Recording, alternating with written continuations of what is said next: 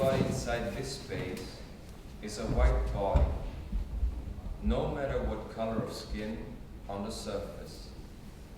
Everybody inside this space is a white body. This is a multicultural project.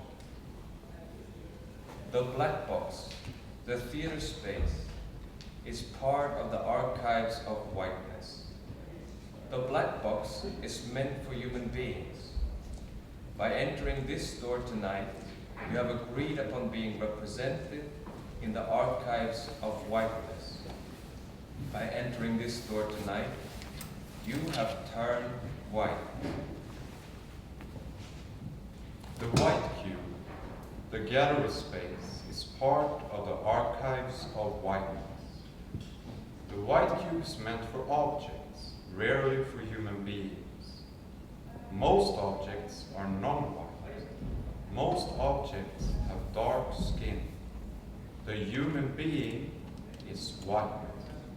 Black human beings are objects or living sculptures that are visible in the white cube.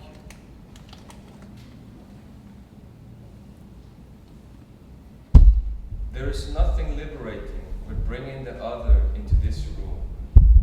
There is nothing transgressive. There is nothing liberating with bringing the other into this room. There is nothing transgressive about bringing the other into this room.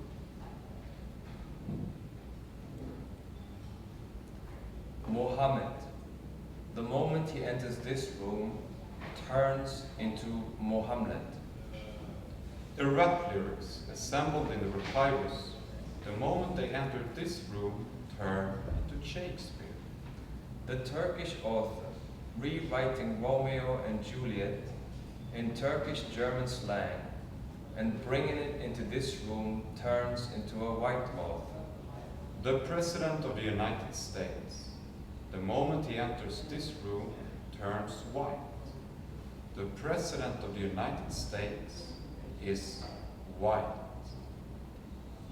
Softly, as if I played piano in the dark, I found a way to channel my anger not to embark. The world's a stage and everybody's got to play their part. God works in mysterious ways. The words I've just been saying to you are stolen from a song written by two rap artists from Atlanta, Georgia. What I just did, I robbed two rap artists from Atlanta, Georgia.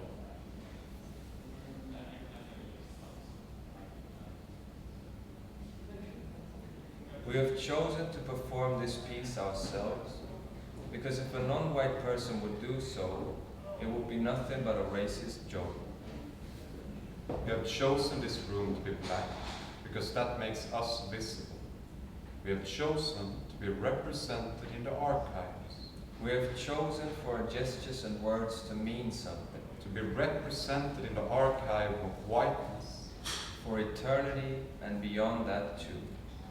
We have chosen to be saved from death. We have chosen for our gestures and words to be saved from death.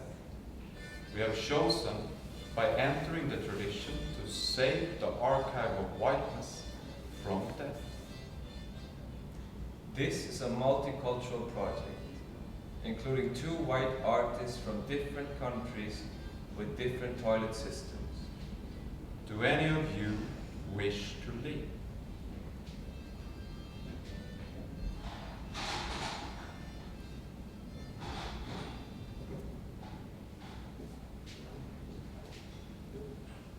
We want to enter the tradition. We want to enter this space.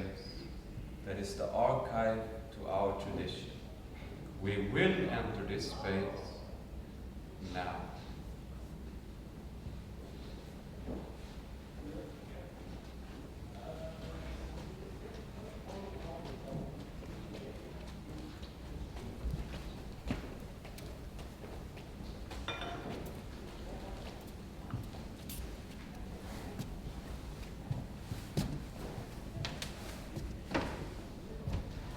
You are welcome.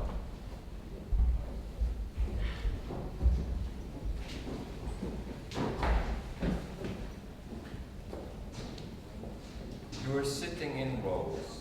You are forming a pattern. You're sitting in a certain order. Your faces point in a certain direction. You're sitting in the same distance to each other. You are an auditorium. You are forming a unit. Your mind is free. You're still letting your mind wander. You see us speak, and you hear us speak. Your breath is getting closer one to another. Your breath is getting closer to the breath we are speaking with. Little by little, you, us, are forming a unit. This is a performance. This works with real action. This works with reality. White is the invisible that you cannot see.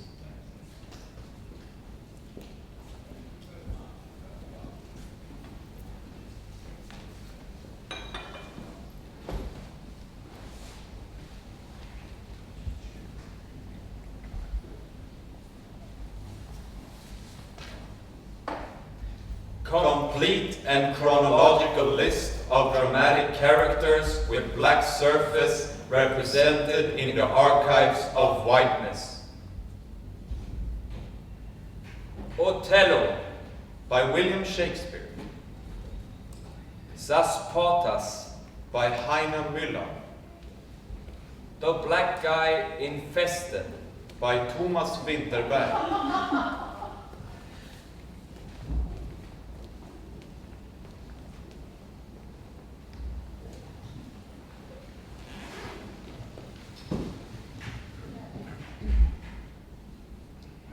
This carpet is the carpet that is the basis of this evening. It has been brought here from the Theatre Academy of Stockholm, where it's being used each spring for 67 years now, in the presentations of the Actors Department.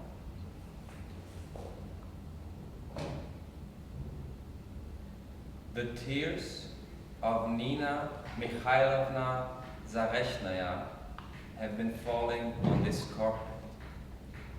The tears of Alexander Vladimirovich Serebryakov have been falling on this carpet. The tears of Abram Abramovich Vengerovich have been falling on this carpet. The blood of Konstantin Gavrilovich Trepliov has been falling on this carpet.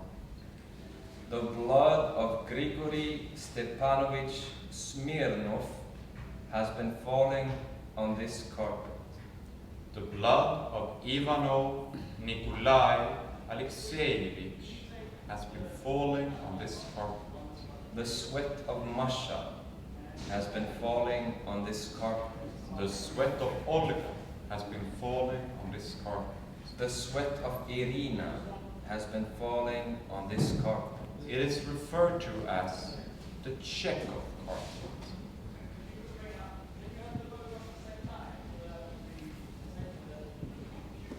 This is a celebration.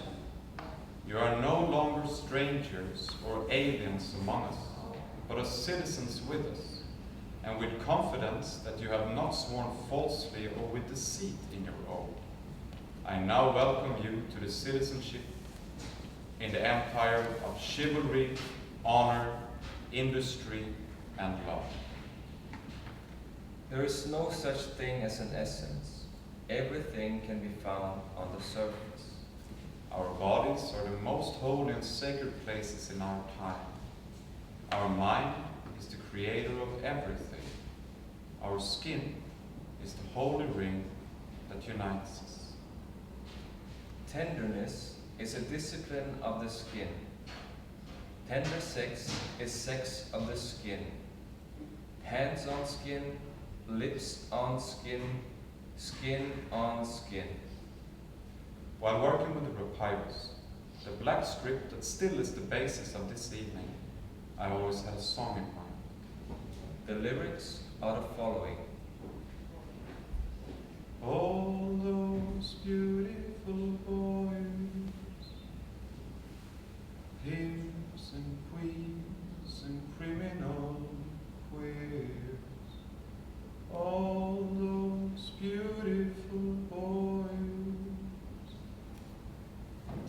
tattoos of chips and tattoos of tears.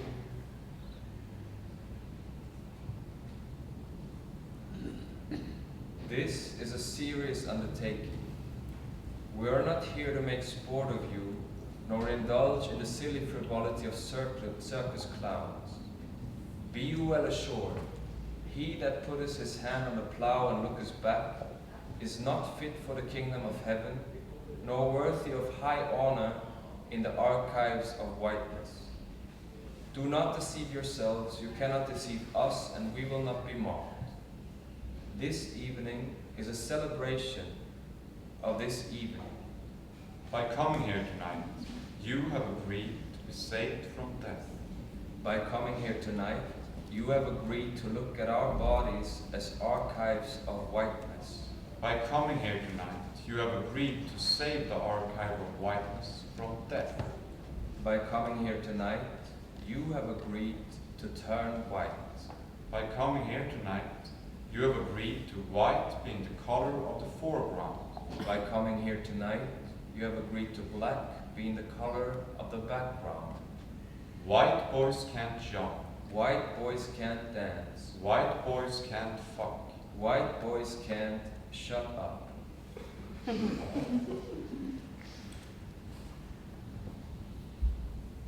By entering these doors, that are the doors to our bodies and that we're in complete control of, you have agreed to form a unit with us. By entering these doors, you have agreed to be we.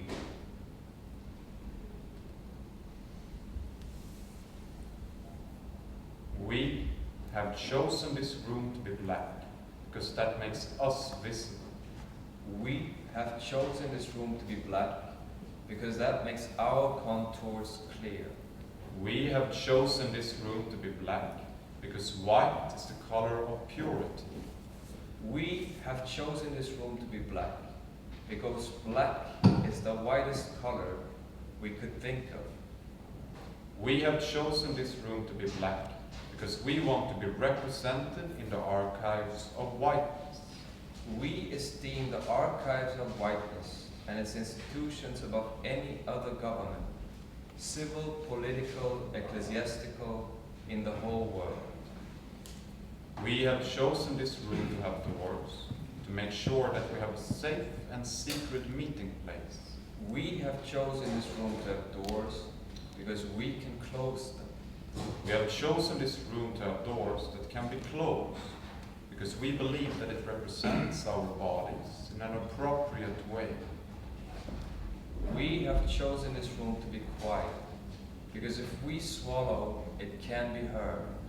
We have chosen to be seated because collective sitting is the strongest drug for the white race. We have chosen this room not to have windows, so that we will not get aware of daytime or nighttime. We have chosen this room to have artificial light because we are agreeing upon hierarchies.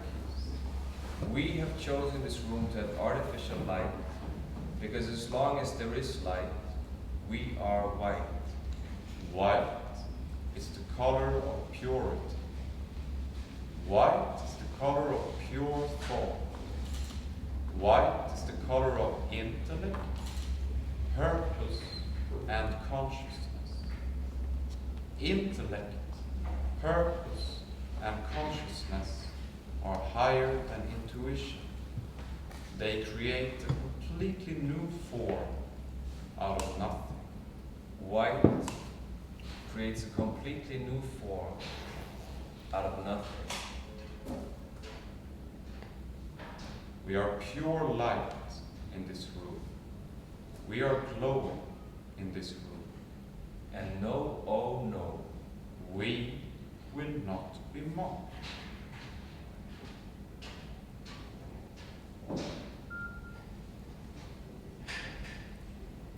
soon we will start to move. We will make preparations. We will make preparations to applaud.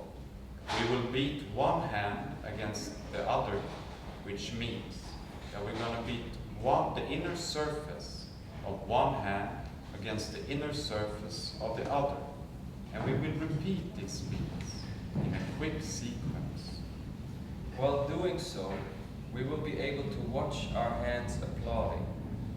We will hear the sounds of our applause and of the applause next to us, and we will see the hands next to us bouncing up and down.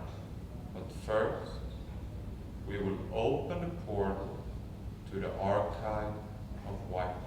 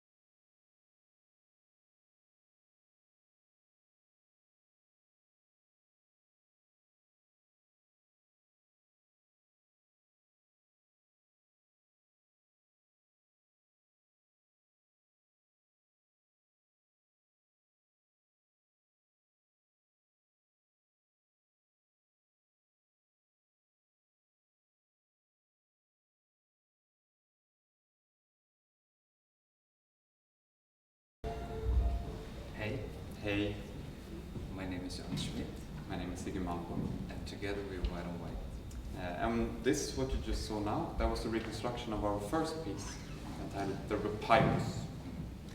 And that was in 2009, and we wanted to show you this piece because it has kind of a clear connection to tonight's piece. Yeah, because the aim of the White on White number 1, the Papyrus, was to have a shit in the black box.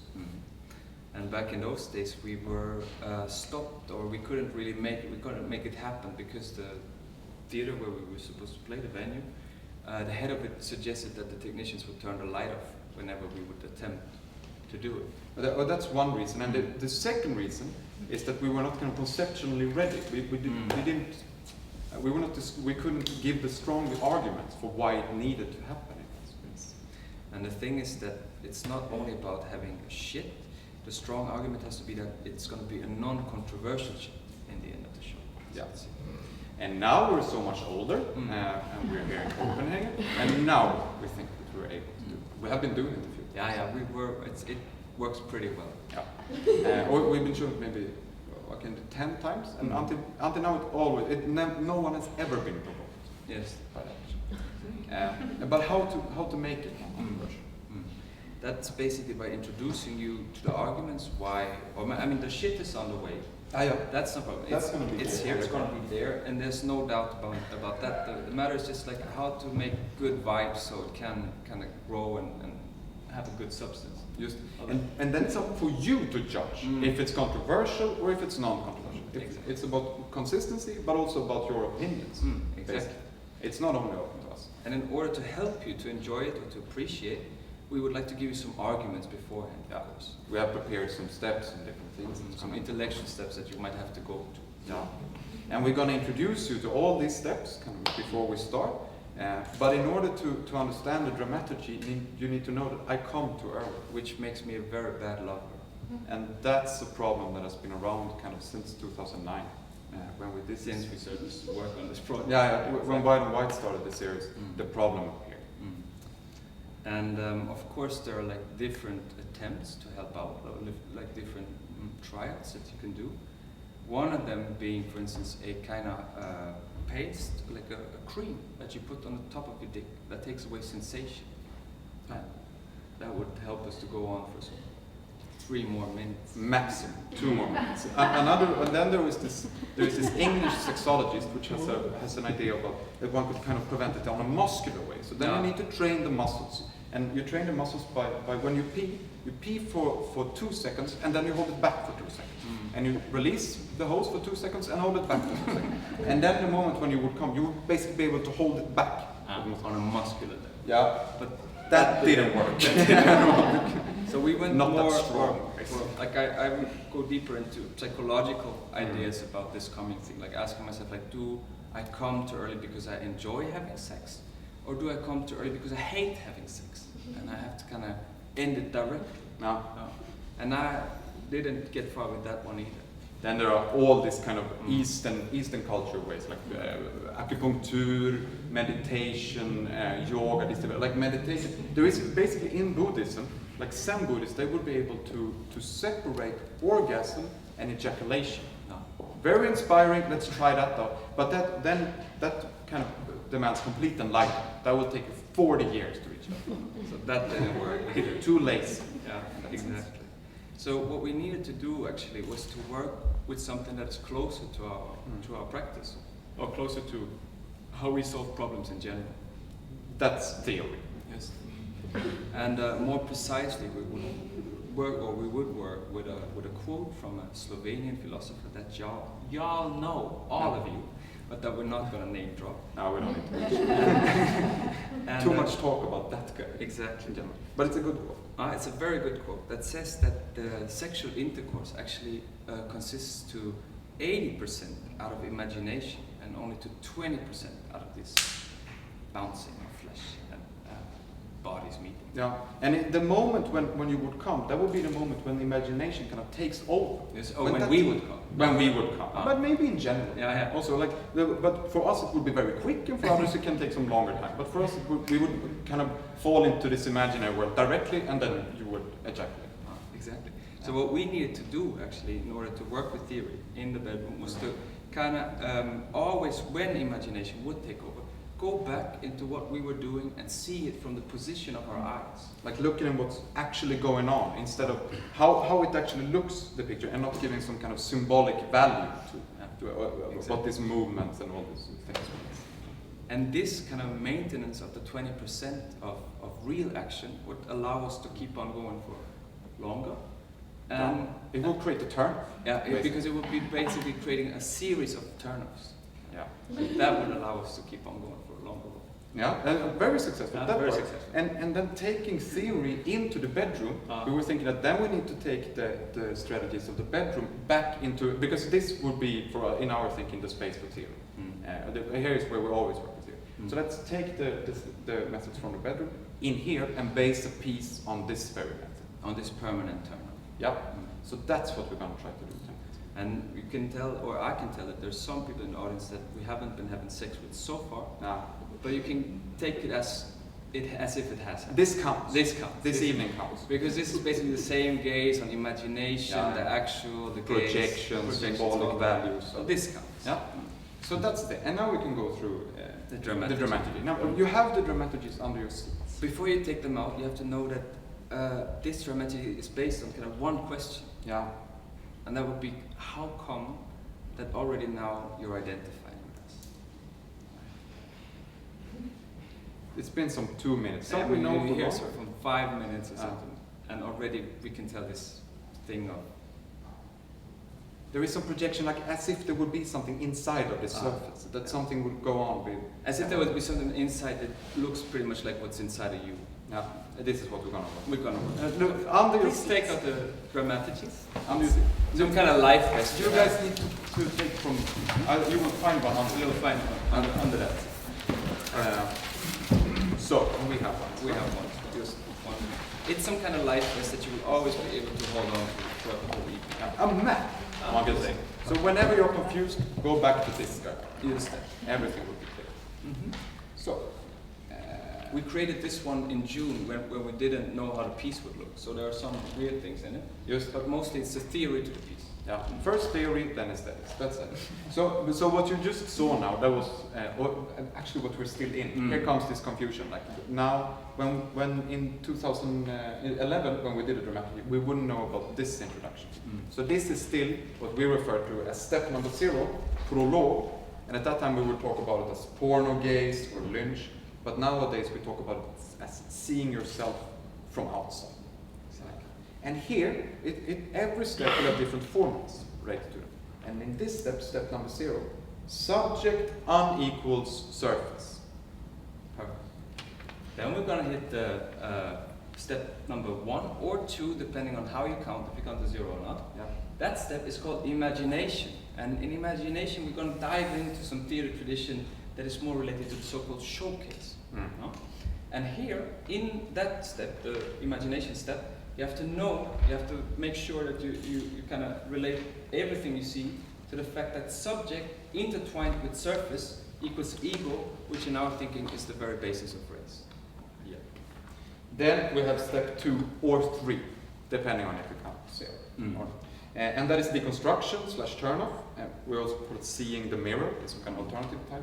And that's a step that instead of, then we're going to move out from the showcase, the tradition of the showcase, and we're going to move into the black box, to this space of deconstruction and so on. Oh, you have to know that imagination happens when that guy speaks Swedish, and deconstruction, of course, happens when that guy picks up a microphone. As always, when deconstruction starts, somebody speaks into a microphone. That guy. Just important. Yes. And in deconstruction, there will be no more subject. Yeah. The subject will be erased out from this space. And the erased subject plus surface equals question mark, in this case. This was it. And that's called archived. No, that's it. That equals question. Exactly. Then we're going to hit the third step, fourth step, depending on how you count. And in that third step, we will, like Iggy and I, we will produce some kind of trauma in here. So there will be basically no more means of communication between us, like a rupture. No more language. Maybe some leftovers of hatred towards each other, stuff like that. A traumatic experience. It's a traumatic experience. No more tools to perceive reality as such. No. The fall of language, the fall of organization in space. Yes. Like trees crashing in the forest. No, when at that point there won't be any trees falling if you don't see them. And all this. You will be alone in the boat. Exactly. You will be alone. Exactly. And that's what we call running into the mirror. And here the formula is very important. It's called, would be the erased subject intertwined with the erased surface equals singularity. And you would know that you're in the trauma. That can kind of differ from place to place. We've been shown it in 3 different venues so far. And it has been different in each. We don't know about Danish people, basically, or this space, how you guys would rate. But normally or before, often people start to drum on their knees. Yeah. Like, or you might start to count the lands. That's very common. What we get sometimes is logging into Facebook. I'm at pumpehuset, stuff like that. And there is this one moment, one very common thing is that people would... That has always been. Now, every time, like, they would cross their arms and lean their head back like this, and then make a sound that sounds like this.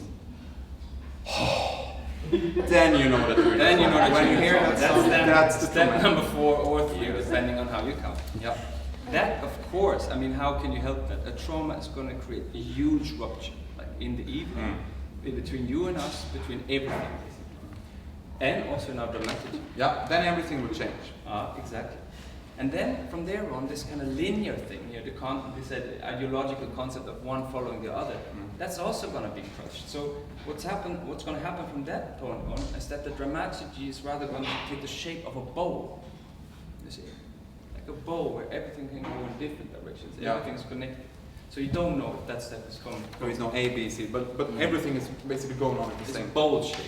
And you would know, and just to have some kind of organization, you would know that you're in the bowl-shaped dramaturgy when you hear this sound. Perfect. Thanks. One more. Yeah. And then in that very bowl shape, you see there is a small mark here that says it's a bowl-shaped thing. There will be the so-called, what we call the förpill. Yeah. That's a kind of common thing that happened, or that we like to introduce at that post. And here, the formula would be singularity intertwined with subject equals subject. right? And singularity intertwined with surface equals surface. And then we're going to hit another step that is called making whiteness speak. And it's still, as you can see, it's still this small apostrophe, so you're still in the bowl-shaped area, so that can come whenever. It's no more discounting, but we call it 5 to be able to read it. And in making whiteness speak, subject plus surface equals whiteness. One. Yeah. Then, of course, we have the epilogue. We're pretty conservative. That's why we have the epilogue in the end of the piece. And that's the non-controversial ship. That's gonna, you know that you're in the non-controversial ship epilogue when we prove on that part. Yep. And here, the formula would be whiteness for eternity. That's all, right? That's all you need to know in order to enjoy this evening. Is it? No, I think that's it. we're very happy to be here. Yeah, we're fucking happy. You're not that many, but that's just so fine. Let's have a good time. Yeah, That's wonderful. it's hot and let's relax and enjoy. Let's hit imagination. Oh, yes. Thank you.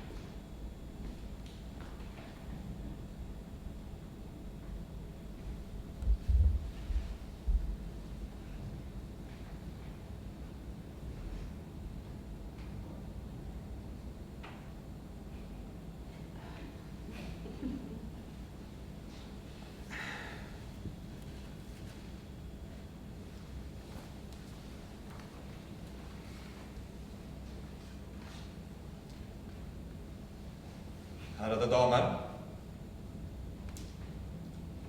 Och till viss mån även ärade herrar. Det har föreslagits min hustru att jag här för välgörande ändamål skulle hålla något slags populärt föredrag. Ja, varför inte? Ska det vara föredrag så ska det. Ja, mig kvittar det fullkomligt lika. Jag är förstås ingen professor. Och fjärran alla akademiska titlar, men icke desto mindre så har jag i 30 år slitit min hälsa med frågor av strikt vetenskaplig art.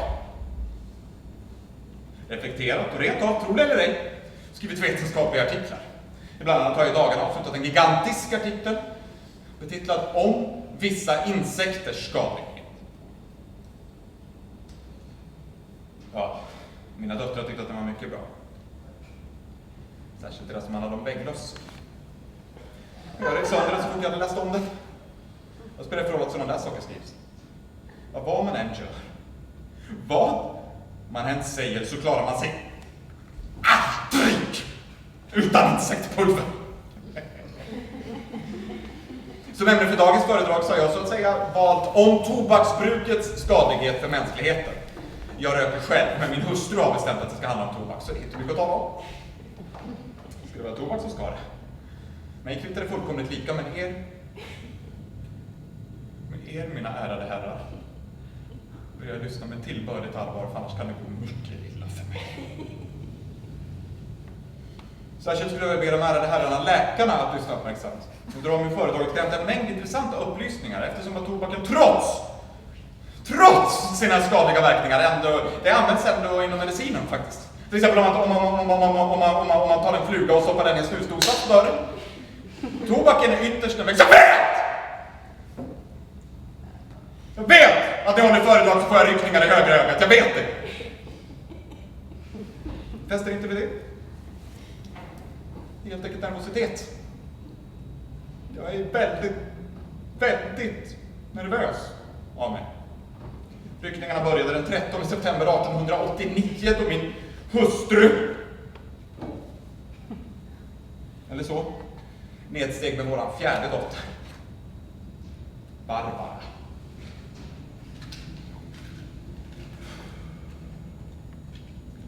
Ja.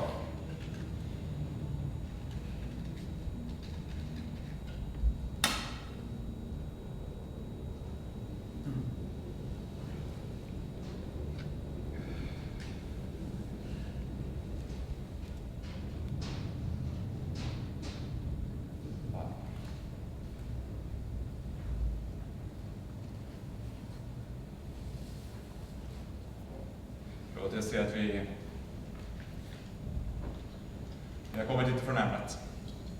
Vi ska hålla oss till det. Men jag vill dock påpeka för den här publiken att min hustru innehar en musikskola. Med tillhörande pension. Jag sköter hushållet.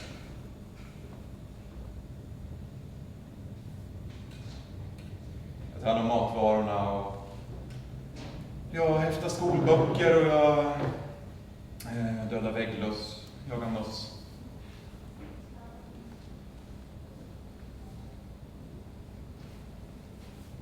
Igår, till exempel, så gick det i mina uppgifter att köpa smör och mjöl till kokerskan för det skulle bli pannkakor. Väl, för att göra en lång historia kort så i morse när pannkakorna redan var gräddade så kommer min hustru in i köket och så säger hon att hur många fröknarna inte ska ha pannkakor. För de har fått svurna halsmandlar. Och så kommer det sig att vi har gräddat några pannkakor för mycket. Vad ska man göra med dem då? Jo, först så går hon ner i källaren som vanligt. Men sen så funderar hon lite. Så säger hon, ät dem du! Ditt åkerspöke!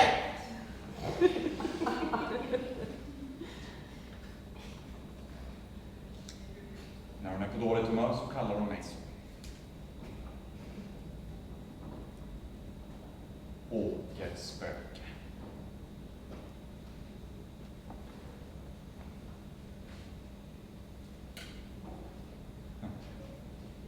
Eller reptil.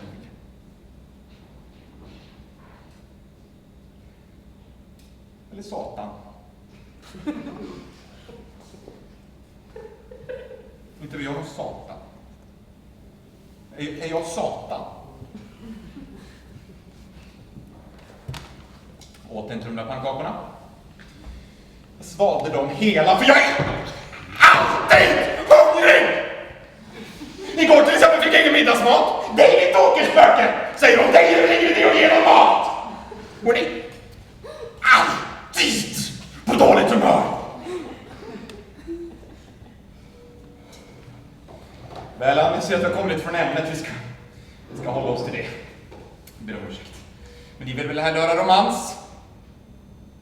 Ja? Eller någon slags symfoni?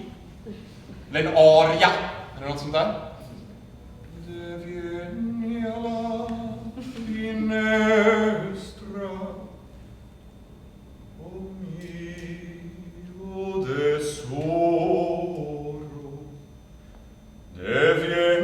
Consolar il pianto mio deve snanedidar. Jag kommer inte riktigt ihåg var just det där stycket kommer ifrån. Jag glömde påpeka det att på musikskolans hund, förutom hushållet så är det också mitt ansvar att undervisa i matematik, fysik, kemi, geografi, röstträning och så lite annat också. För undervisning i musik, i dans och i teckning så tar man extra betalt. Ja, fast den undervisningen sköts av mig där också givetvis. Vår lilla musikskola ligger på Hundarsgränd nummer 13 Och förmodligen så är det just för att den ligger på nummer 13 som hela mitt liv har gått bort. Alla mina döttrar är födda den 13:e och mitt hus har 13 fönster! Jag misslyckas med allting! Jag har blivit gammal. Jag har blivit dum. Jag är en idiot. Här sitter jag och håller föredrag i godan ro, men egentligen så vill jag bara skrika i högan sky, fly så långt vägen räcker. Ingen mamma har lätta hjärtat för det. Det är som man kan gråta faktiskt. Döttrarna undrar ni? Ja, döttrarna. Jag försöker prata med döttrarna ibland och skrattar de åt mig. Min hustru har 7 döttrar, eller hon har... Nej, fan vad är det? Sandra är helst.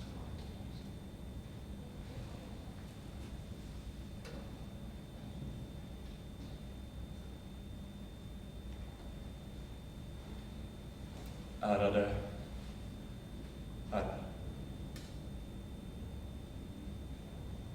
Jag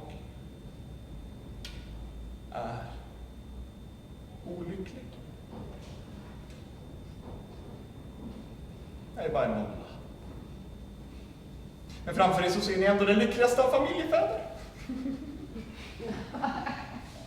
Ja, nej men egentligen så finns det ingenting att klaga på. Jag är överhuvudtaget inte en sån som klagar på sånt här. Jag har varit gift med min hustru i 33 år. Och det kan jag säga att det har varit de bästa åren i mitt liv.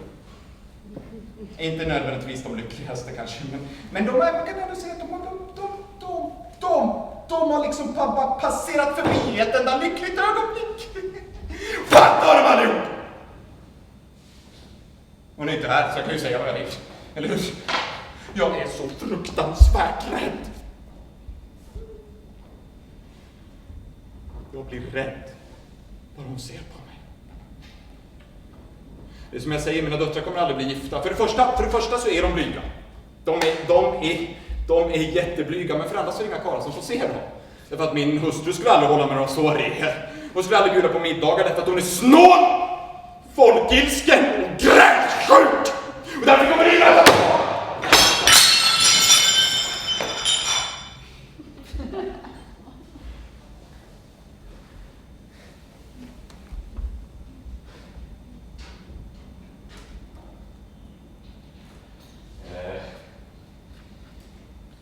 Alltså ibland så får man ju se dem såklart. Ibland under de stora helgerna. Hos deras faster Natal Semyon. Hon som är reumatisk. Och så har hon en gul stor klänning. Som är täckt med svarta prickar. Det är bara täckt. Som om det vore täckt med svarta kackerlackor eller någonting sånt. Där kan man få sig lite småvarmt också. Och när hustrun inte är där så kan man som en göra. Ja, jag måste upplysa de ärade herrarna på att jag blir full på en enda sup. Det blir jag, och då blir jag på något sätt så oerhört varm. Jag blir så varm till scenen. Och samtidigt så obegripligt ledsen. Och av någon anledning så börjar jag då tänka lite grann på min ungdom. Och av någon anledning så börjar jag då drömma lite grann om att få fly bort. Vart då? Undrar ni vart som helst! Var bort från det här usla, eländiga, tarvliga livet! Som har gjort mig till en värdelös pajas, det är värdelös idiot. Jag har också varit ungdom en gång. Jag har drömt och jag har tänkt på mig själv som en människa och nu behöver jag ingenting. Ingenting!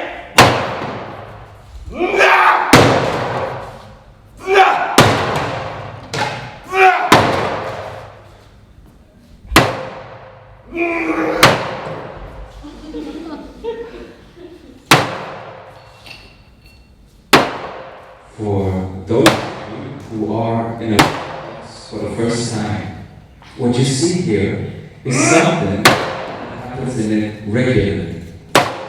In our show, for instance, this is going to happen every time we perform the very same section of the evening.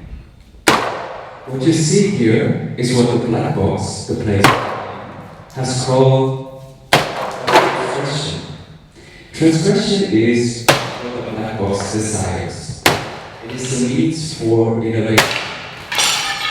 Transgression means to crush the limits of theater, crushing the limits of representation the way they are suggested by the showcase.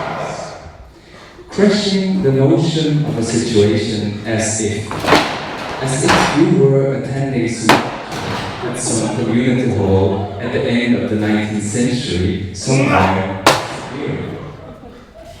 Transgression is the attempt to produce a singular event in space and time that does not refer to anything that has happened anywhere else at any other point. Crushing the set design is a very traditional way aiming for transgression. It is in order to give the object of stage the dignity and value as material again. A dignity and value that proves what's being in the sphere of the Chekhov world. Now, here in the black box, things take the time they need. A hammer is a hammer, a table is a table, a samoa, nothing is pre-prepared. Killing a person in real time is hard work. The transgression that the black box desires has always reached a grain the other end. The one that does not naturally place, the one that is too big for the space. In the case you're witnessing right here, this other might be the body, the physicality of the actor. Blood, sweat, and breath have lost their dignity and value as material while being in the sphere of the showcase. And now, slowly, through exhaustion and duration, they will turn into material again and thereby fuck up the fictional character. The transgression, or it is very likely that the director of this transgression has suggested to the actor to hold a long applause once he will be done with the action, standing in a neutral position and facing you, the audience. This is in order to give you the chance to witness the heavy breath, the dripping sweat, and the blood pumping under his surface. This act that we will maybe see in a few is to say, he is really here. This is happening right now. This is the pure presence of flesh. The transgression the black box desires is always bringing the other end. It does not naturally belong to this place, the one that is too big for this space. This can, of course, also be a non-white person. For instance, you may want to choose, or you may want to stage Hamlet, and you may want to have an Arabic actor playing the main part, just like the theater in Malmö has done recently. Then you will call your piece more Hamlet, and you will have reached the transgression the black box desires. Or, you may want to have the whole cast of Hamlet consisting out of non-white actors, just like our other idol has done in the year 2000. Then you will have proved that the white author, William Shakespeare, is accessible even to human beings of African origin, and you will have reached the transgression the black box desires.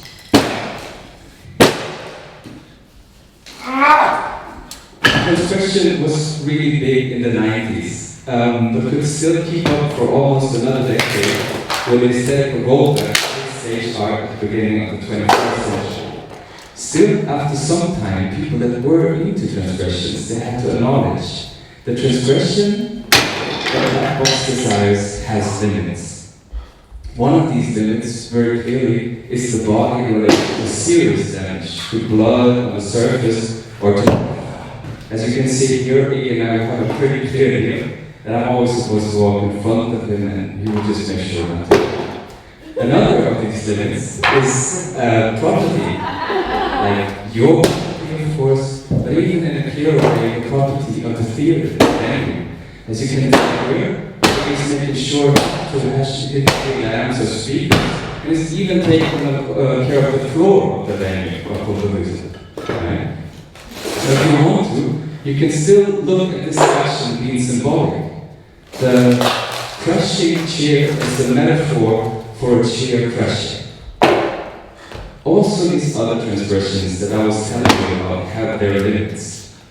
For instance, it is completely impossible that the director of these actors of African origin playing Hamlet should be non-white himself. Or let's say, it is completely possible, but of no interest for white multiculturalism.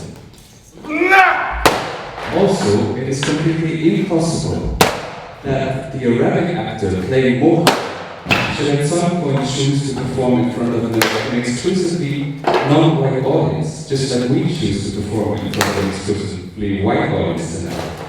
Or let's say, it is completely possible, but of no interest for white multiculturalists. The director of Mohammed, a white guy just like you and us, after having done another piece that would try to give the minority of homosexual men a voice entitled All You Need Is Love, for this season he suggests a piece on death entitled Here Comes the Sun. In this third case, it is of course of no interest that the cast should consist of non-white actors. And taking a closer look at the program and taking names as clear signifiers of nation and ethnicity, like Marianne Mörk or Hannah Landing, it gets obvious that death, the eternal, is for white people only. Now, let me end this short lecture on transgression with a statement that is essential to the work of Hannah White, and also that is very important for the non-controversial shit that we will witness at the end of the show.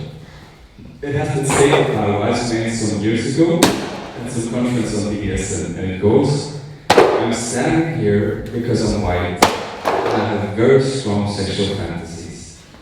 Not every transgression is subversive.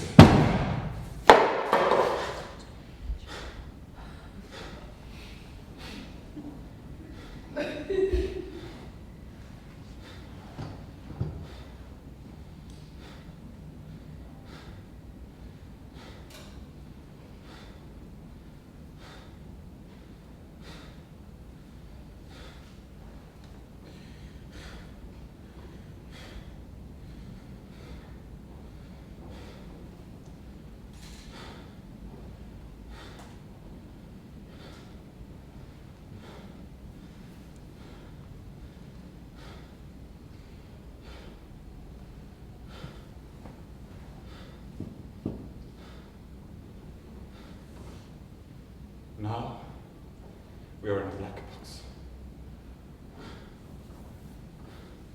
The black box, being an archive of transgression, is the representation of your bodies, being archives of genes. Black box is an archive of innovation. There is no point in bringing into the archive what is already represented in the archive. A pissoir is only to be brought once. A black president is only to be brought once. The archive desires the new.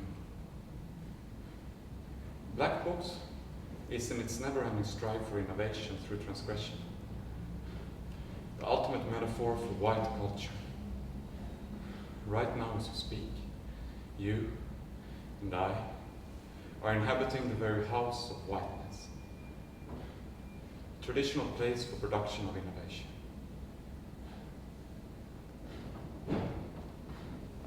And in our research or latest piece, what we like to do is to kind of always find out about the kind of transgressions that have been taking place in the very space we perform. We go to different venues and we listen to anecdotes. We love the anecdotes. And we put them into our archive, our transgression archive, our transgression. We have some kind of beautiful collection nowadays. It grows and grows of beautiful transgressive actions. And the special thing we come in here is because, like here, in somehow, we have two spaces to relate to. Because on the one hand, we have pumpehuset, this rock place that we're in right now. But on the other hand, there is the curational space, or the social space that you guys bring in here. And that comes from the organizers, which one calls the live art DK space. So that was especially thrilling for us because we knew that we could fill up our collection with even more stuff. with very different. But very different. And we would like to introduce some to you, or like some mix, but we could start with one from Pumpehuset. Because that's so spatial. The good thing with the pumpehuset stuff is, of course, that it happens somewhere. So the space in itself has a memory. And it would be, it's about body fluids, and we have a lot of body fluids transgressions in the art. So this guy, that would be a guy from the audience, he would stand in the stairs and not go down to the toilet, but he would piss down from these stairs. And thereby he would create this kind of yellow waterfall, mixing of different materials and so on. Right. That's a nice one. At the same time, in Malmö, at this beautiful venue called kunst, just across the bridge, there would be a piece by some feminist collective called Arina Baubo. Just where that guy was, he had a special task in that, and that was to have a guest performance, and that was like his task was to have a shot of vodka every 4th minute. And the piece was 3 hours. So after some 20 minutes, he would of course be kind of pissed drunk. And smashing set design, all this stuff, fighting with guards, being thrown out, trying to fight his way back to stage. If this would be the wall of that would be incomes. that would take place here, on a carpet. That was the corner where he would get drunk. And that was also the corner where he had a piss. Some Here. Also at that. Also bringing body fluids. Wonderful. Into space. Yeah, very beautiful. And these are kind of, they're of course based on the transgression of the body. But in the transgression collection, we are very interested in different kinds of transgression, different ways of pushing borders. And there would be this one guy called, here at Samtalköknen, that wouldn't be in this place, but it would be in Nikolai Church, I think. It would be a guy called Olof Olsen. Yes. Maybe he's here, we don't know. He will be in the festival. Yeah, he will play. And he would do this one piece, but maybe, where did he stand? Kind of, if this would be the audience of the Nikolai Church, where would he be on stage? It was not Nikolai, it was a KB-80. KB-80. But was he like in front of the audience? Like Yes, he was on a small stage. Okay. Let's imagine a small stage. There's a small stage. And then there would be, he would promise the history of disco, some kind of lecture, some facts coming. So everybody came with their notebooks and were prepared. But when they came in, that guy would stand like that, and then he would have a record player, and he would just play different songs. And just imagine, remember, or just and maybe move a little bit on his leg, or kind of follow his face, what's going on inside. For 45 minutes. That's beautiful. That's like close to nothingness.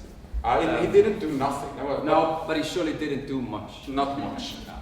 Then we have this other, like, if one wants to go for the more spectacular part, we have a queen of transgression, we would say. Oh, yes. Maybe you know her. She's called Anne Livyon, and she's some white, trashy American performance artist. She's very bourgeois. I think about her aesthetics. Her aesthetics are completely white. She has a series on Disney movies that she stages. And one part is, maybe we can like kind of tell both. Like one Miss Cinderella with Lula. Yeah, exactly. So there would be Anne Livyon coming up in the first row. She would sit down on the lap of a good friend of ours and give him some kind of lap dance. Like she would be dancing on him and everything, and he would enjoy that very much, basically. Like, it was loud. She was singing really loud. But it was still nice. Exactly. And then when she got up, our friend Ludwig, he realized that she had been pissing on the legs. But then there is this other one, that's Snow White, where she would stand, it would be here. That was also at Inkomst, but we know about the Inkomst. And she would have 2 buckets, and first she would have soap, she would smear her body into soap like that, and then she would pee in a bucket, and then she would pour that over her. Kind of clean up. Just clean herself. And then she had another bucket with shit in it. But it's important to say that she didn't shit into Inkomst. Like we can never play at a place where there has been actual shitting. She brought it from the wardrobe. Yeah. We are the innovative guys. We're the newcomers here. Just right. In every venue. She did shit at Avant Garden, so we can show we can never play it. But she had this bucket of shit that she brought from the wardrobe that she had prepared since before. And then she would smear her body into it. Kind of, also into her genitals, which is kind of dangerous of crossing the borders of actual injury. Yeah, taking care of oneself. That makes me think of one piece that was performed down here at in the wardrobe. It would be a piece performed by some 15 guys that were Teenagers at some high school party. And they had this piece where they would force like fists into each other's faces, but to an extent where they wouldn't stop before. But they would hit them for real. Hit each other up for real. Teeth would fly. Then it would be this one moment of a real gun being drawn. Yeah. And that was thrilling for us. We never had this kind of heavy violent stuff in our collection until now. But now we have it. Yeah. Makes me think of a beautiful piece. Oh, I have one with a dance piece. That is also kind of violent. Yeah. It's very, very sweet, but it is very violent at the same time. And that's some guys that we love. Peter Ampe and Guillermo. We don't know his last name. This piece, I'm Still Standing You. Exactly. And it's a duel. And they are naked, of course. Of course. And at some point they would kind of take each other's sticks like this. Yeah. And they would start to twist around. First they would have some very advanced dance where they couldn't let go of each other. Very, like they have been to parts. So they're very good at dancing. We don't know how they got that. But then they would somehow. And then the Peter Ampe would pull aside the foreskin of Guillermo and then scream into it. And not a small, but a real shout. Like you scream in the forest when you're a youngster in puberty and depressed. 20 seconds. What do we call them? Vrål. Wunderbar. Just det. Like, I have some more. All these kind of things. But I think one thing that I would really like to tell is also a very beautiful piece talking about forest. There was a piece here that Live Art Decay curated, and that was called, or maybe the project was called Open Source Food. And that was a piece where the artist or the activist would kind of teach the people in the asylum camps how to live on what's to be found in the Danish forests. Because these guys in the asylum camps, of course, they have such low wages, or no wages, they can't afford to eat. Exactly. And then they would teach kind of like how to live on the things that the Danish forests provide. Yes. And then, in order to show it, there would be this immigrant that had, like in the style of Samtalköken, I guess, like this kind of like common kitchen. He would have all the stuff from the Danish forest, and he would feed it to you. And cook it. And then feed it to her. Yes. And he wasn't supposed to be there, of course. He was illegally in the venue. Just that. I mean, there are so many. That's a transgression. But there are so many transgressions. Like, even when we contemplate, like this place, we heard about a few, but then we see some kind of satanic symbols on the walls that we don't have any clue about what they come from. So we don't know what kind of transgression happened here. It can have been a lot. Yes. Do you have some? Nah. No. But we have a promise. Now for tonight, there will be no such thing. Now for tonight, we have found a way to innovate without bringing the new, without bringing the non-white. We have found a way to live on something that is already here. We are celebrating the convention of innovation tonight. We will basically play a standard for you. We will give the showcase, the black box and the auditorium what it desires. We will give the archive what it's longing for. But this transgression will, as an exception, not be subversive.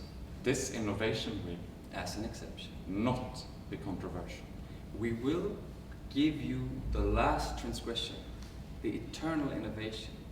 We will, as an exception, not crush the limits of this space.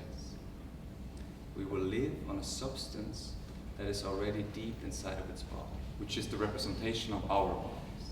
A substance deep down inside. Tonight, we will live on whiteness.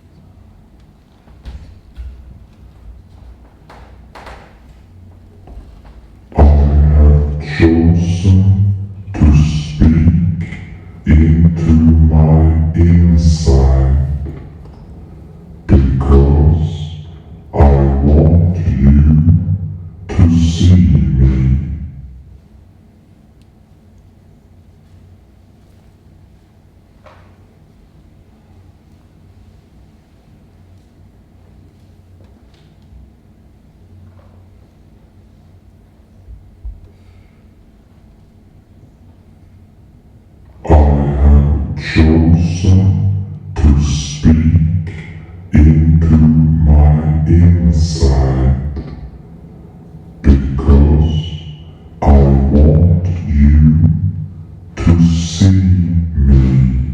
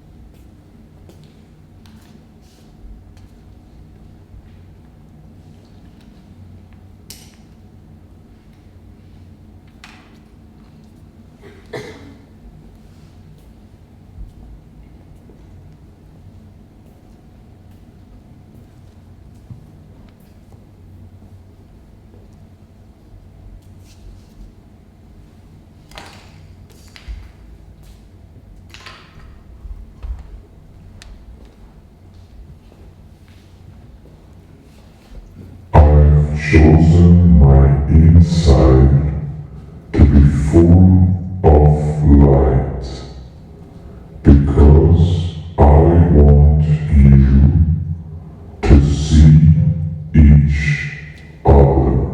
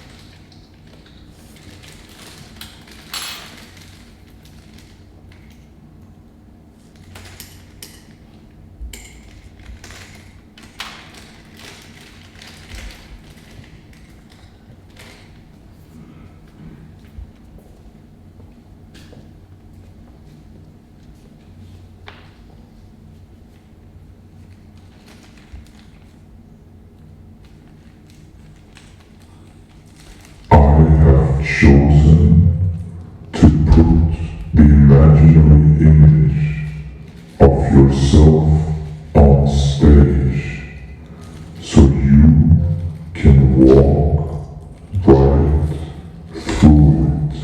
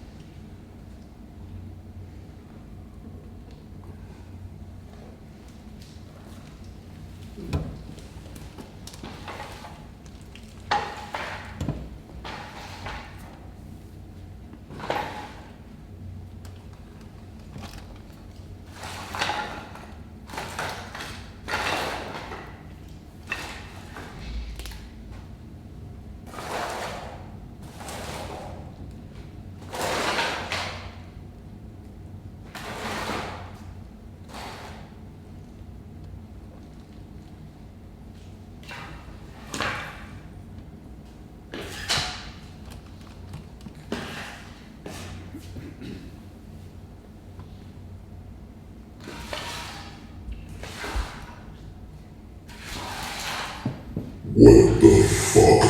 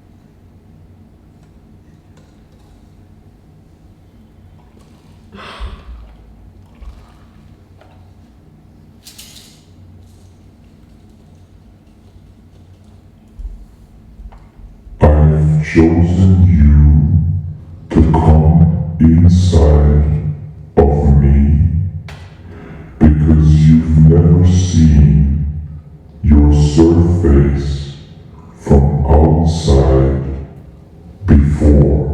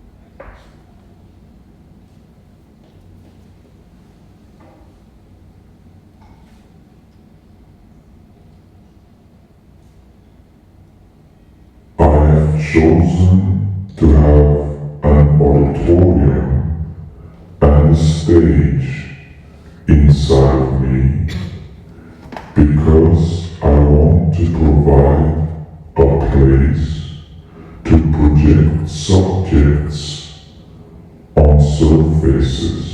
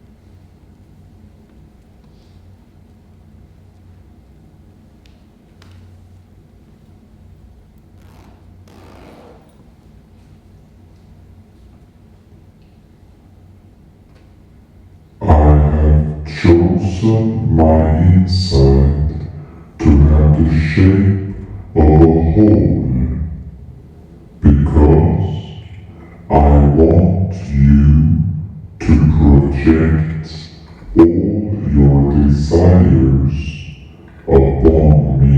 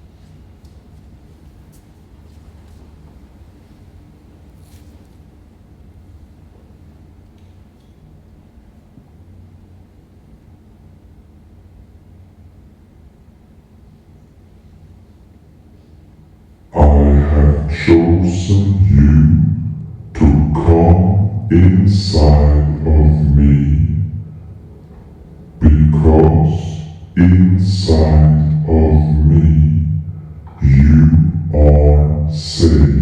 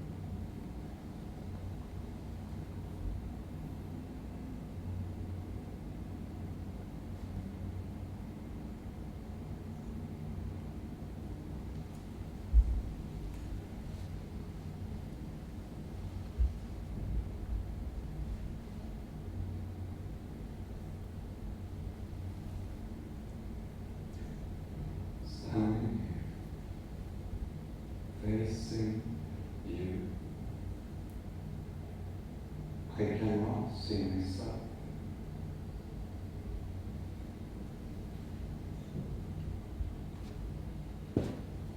From the position of my eyes, I don't have any information about how I look.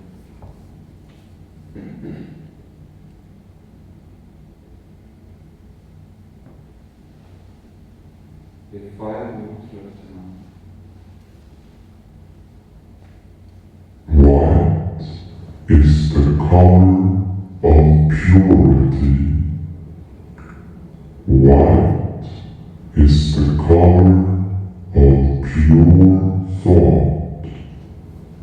White is the color of intellect, purpose, and consciousness. Intellect, purpose, and consciousness are higher than intuition.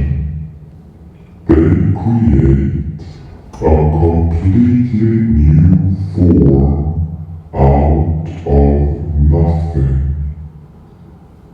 My inside creates a completely new form out of nothing. if I have not looked down, I don't know what kind of pants I'm wearing.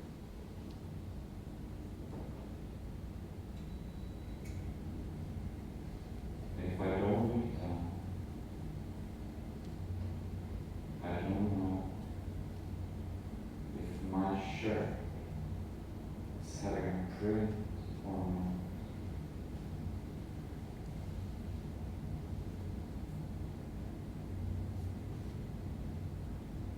If I do not look down, I don't know if my arms are covered by hair or not. If I don't look down, I don't know if I have hands hanging from my arms, or if I have feet.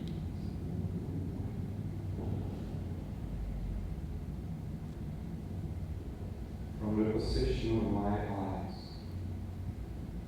I have no information whether I have a neck connecting my head to my torso or not. From the position of my eyes, I don't know if I look anything like you.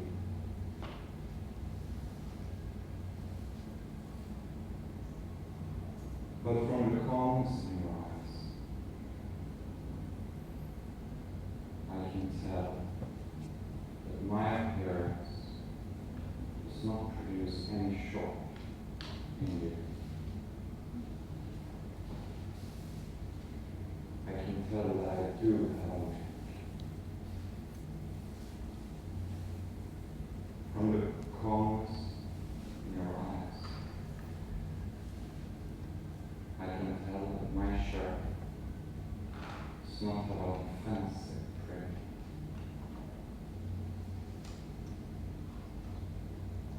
And I can tell from the calmness in your eyes that you and me looks pretty much the same. We are pretty much the same hair. We are pretty much the same clothes.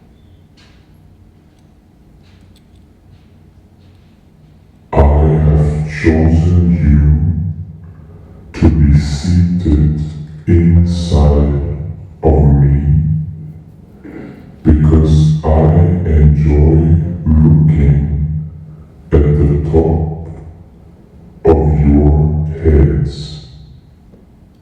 Standing here, facing you, I can't see myself.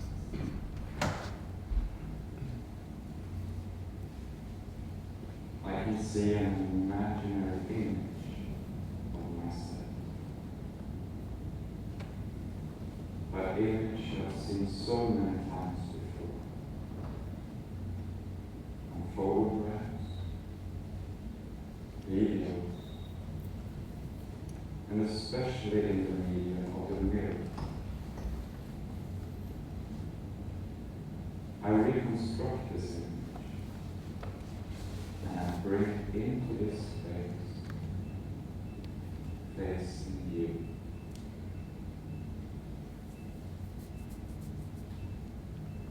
When you look at me right now, it's not me that you see either. When you look at me right now, you are looking at the imaginary image of yourself.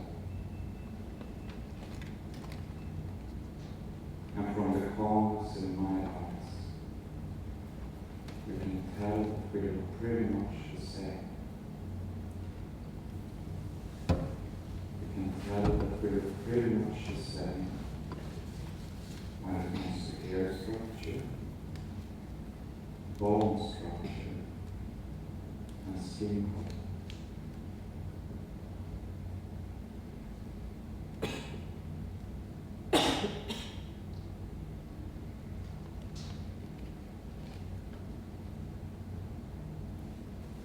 In the encounter of a non-white person, I got used to say, I don't see any color.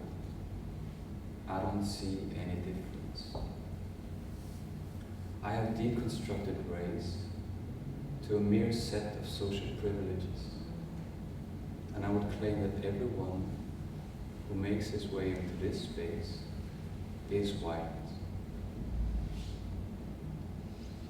If that is so, why haven't I substituted the category of race with the category of class?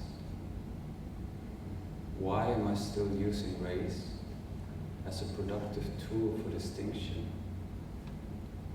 What is it about race that is so hard to give up?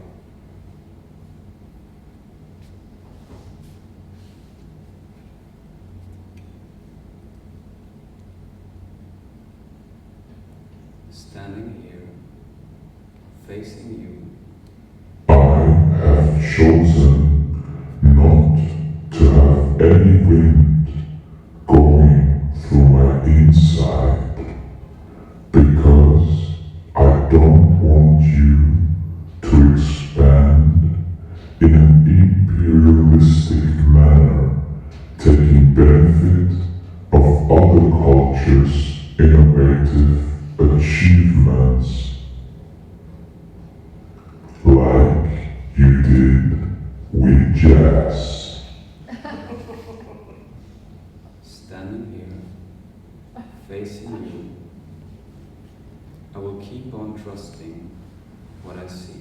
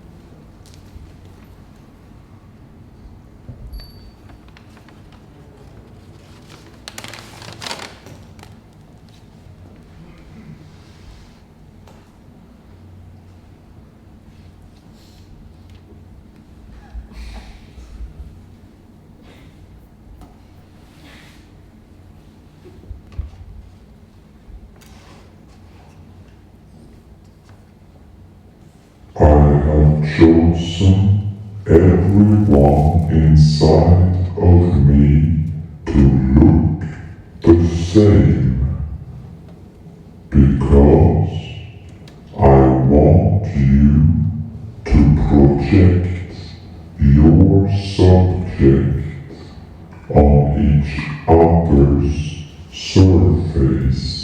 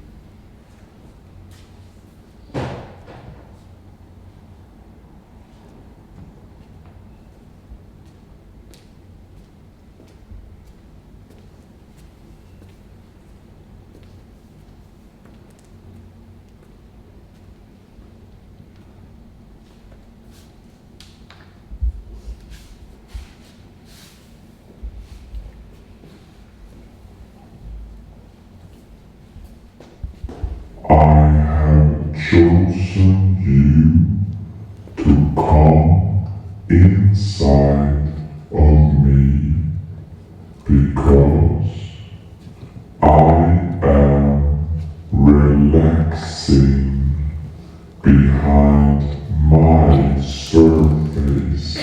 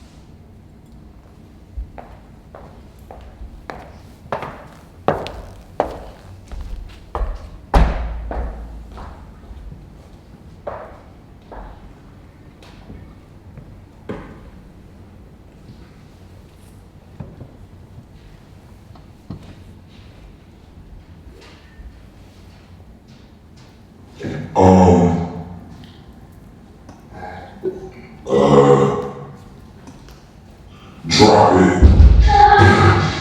Extra clear. FM. FM. Extra clear. Got drums in it. Thank you for having me.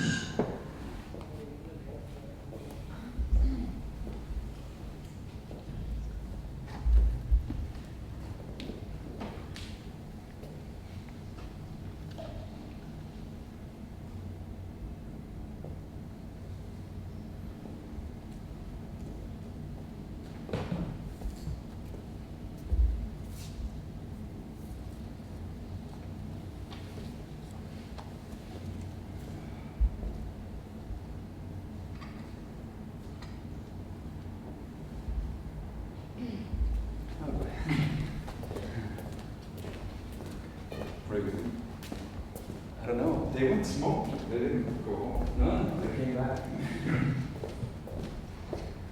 No, they did. They were gone. They were gone. No. Didn't see it. No. I thought they were. How's things? Fine. I have a strong connection. Can really feel it. It's very good work. No, but really. Yeah.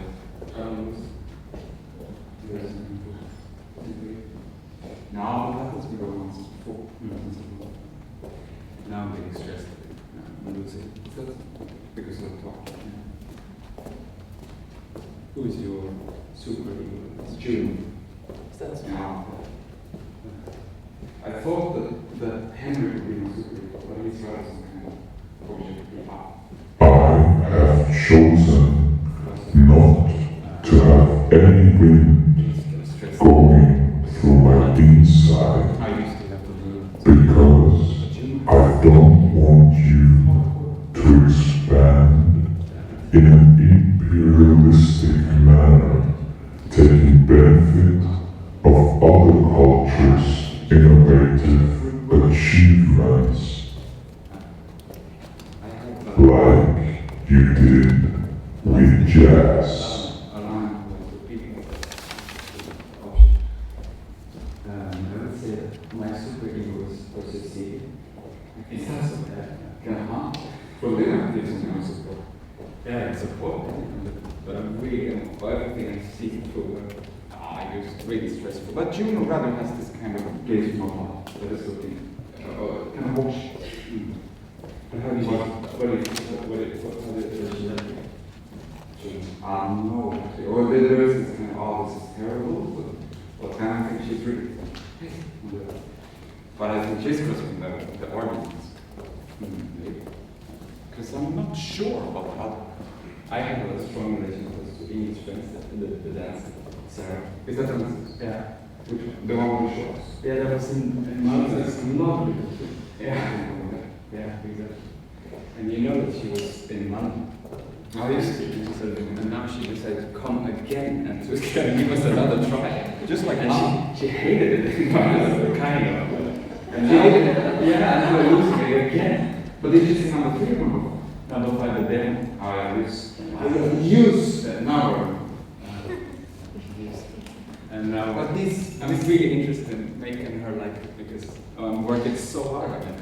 And sometimes it works, but I really don't want any to have any trouble like bringing friends and they hate it. Bringing people here. But I somehow. have to say that in general we're so focused. It's not about lighting and everything. Like this one in the green shirt. I think the two of them are artists as well from the festival. Or we met at some point, but I think they would rather do some documentation. They are just going for this. They're not interested in anything. Yes. That's. But you're not professionals. But they were so sweet those. We had such a beautiful sleeping scene in general. Like Yeah, also the lady upstairs next to him, she likes it very much. And sometimes she falls asleep. She likes it and she falls asleep. She's into laughing. But I have to say that don't let anyone that is kind of clear, or I don't see myself strong. It would be Henry. I see myself in the girl in the first book with with a ring. I think that's Tanya from the theater. That's the imaginary image of myself. Is that? I look at it. I'm a bit myself. No, not me. I usually always find somebody, but today, no. It would be, if you had to make a pick. No, but then it would be the guy next to it. The critic. No, but I don't know if it's a critic. course it's a critic. No, I think it's so obvious. No, but you said he wants for something else. No, sure. And he's the only one, the only critic. I have chosen everyone inside of me to say Productive feedback for one because I want you to project your subject on each other's surface. We had this terrified days at some point. Because of silence. No. Yeah, because of silence. He was terrified. We saw something behind there. No, but that's those two guys. I thought you saw the ghosts. But it was really accent. But what about the two of them? Yeah, now they came. What are they going to get out of this? They go only. I think that these guys will be provoked. If you don't see the intro, if you don't see the first part, you will maybe get provoked. And then it's a kind of failure. For us, not for you. Not for you. No, then it turns into a spectacle and then it's kind of a surface. That's. Well, what about the latest thing? Which, and why I'm confused. I use the glasses. She likes. You think so? Andrew, she's so poker faced throughout the whole thing, but she's something thick all the time. And one could also ask the question about the guy that she said next. How was the guy? And he said, no, but he's more laid back. He's some kind of Rastafari. No, I think it's more about being a hippie to sit on a floor rather than taking a conscious and discoursive choice. Ah, but he's smart. He's smart, but he's very laid. Okay. Because even though he's on part, he's in and out with it. I think he's thinking about his own things. Maybe he's a pumpehuset. Great man. He's not that's an artist. Yes. Okay. Don't you think? No heavy metal guys dancing in mosh. He's huge mosh, but I'm here. That's. But I have to say that because Cecilia was telling us a Danish audience, they like to laugh. There is this kind of, I know, there is one Danish crowd that I see often nowadays in Malmö, and that's the only time when people laugh in Malmö, I think that's Danish people. But where there's nothing to no? But where I know the girl with the wavy hair, she, the angels. I know, but she's sitting next to Hanna, so, we were fine. Just that. So but in Malmö. Yeah, but they didn't come together because Hanna was there with her mother. I used it. Yes. And there was no review. Oh shit, yeah. What do you think about Hanna? She was so pissed off last time. So I think it's basic problem of taking time. I think that's that's not appreciated. But obviously she came. So but what about the lady on the second row? With her yeah, with the next one. I don't know. She was sweet. That could be something. That could be somehow. I don't know. Yeah, I think so. But that's more depending on the approach rather than this. Kind of. Yeah, kind of not sure. Also about this. I have chosen you to come inside of me because I want you to relax behind your surface. I have chosen you to come inside of me because there was two teenagers that were let you that have relaxing behind my surface. Maybe it's the most, but maybe it's some radical, like some kind of Jackson Pollock action. This could be. That Vienna action cut themselves and then bleed on stage until they're so used to that shift to blood.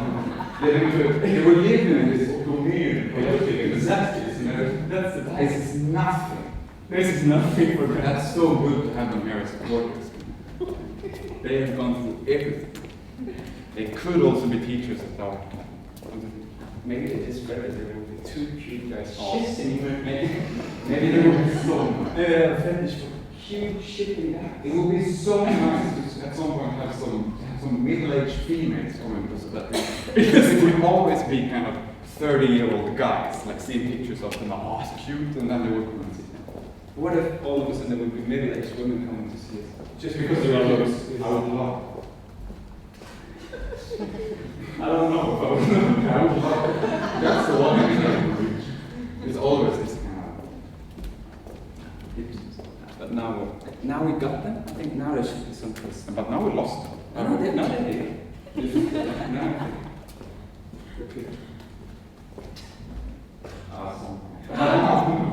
What about the girl next to Sarah?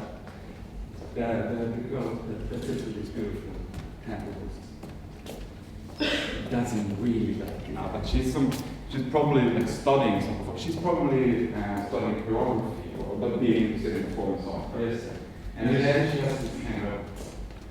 But she looks through the glasses of history so much at the moment and have a hard time relating to the present. Is that so? Yeah, I think so. And that's pretty much. I don't Or think she's everything. no, she definitely doesn't look everything. And then like it. Look everything. She looks at it. She looks at everything and she doesn't like it. Maybe she thinks the dance. Is this dance? This is dance. You see, she's into ready-made strategies. Yes. She was saying that walking on stage, that's also a piece in itself. Well, Nice. oh, That's cool. yeah.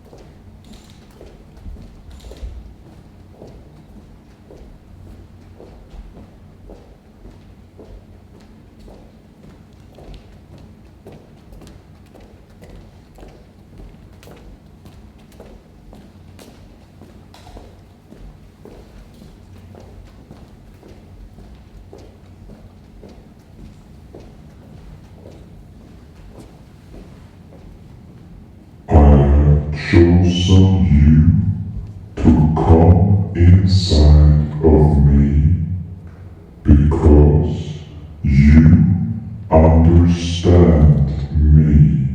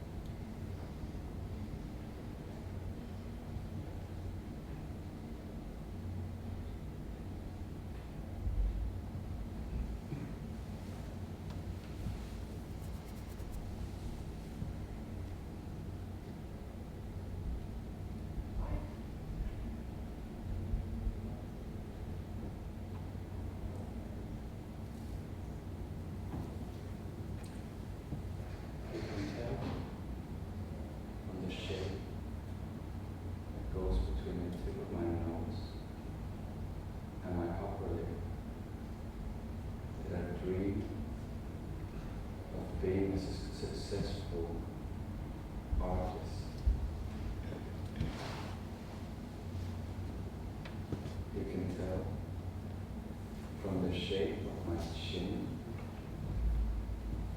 that I am very concerned with perfectionism.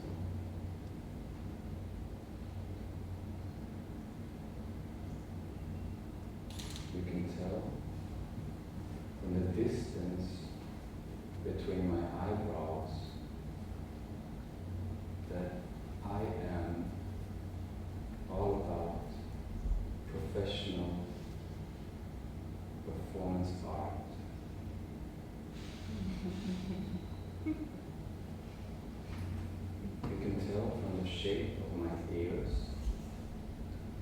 that I'm very good at spending long nights listening to your thoughts. And you can tell from the shape of my ears that I will always take your sorrows more serious than mine.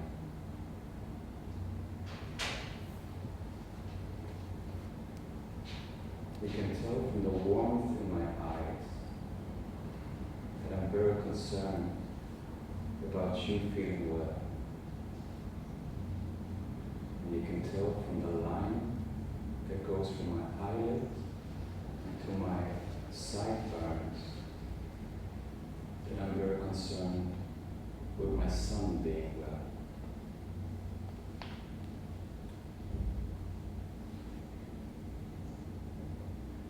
You can tell on the form of my eyebrows that I had a psychosis at the age of 24.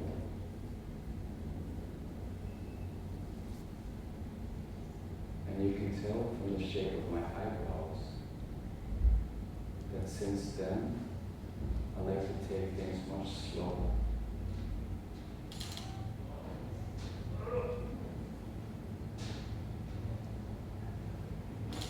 You can tell from the shape of my nose that I am a young alcoholic. You can tell from the shape of my nose that I never spend a night without drinking. You can tell from the shape of my nose that I never go home when I start to drink, but rather crash on the table or under it. And you can tell at the distance it goes from my underlip to my dimple. You can tell that I always have someone to take care of me and bring me home.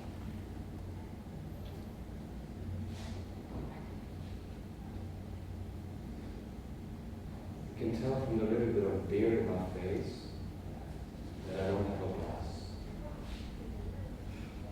And you can tell from the little bit of beard in my face that I never had a 9-to-5 job. You can tell from the little bit of beard in my face that I have been freelancing since the age of 8. Since the age of 8. And you can tell from the little bit of beard in my face that I've been standing on stage more than half of my life.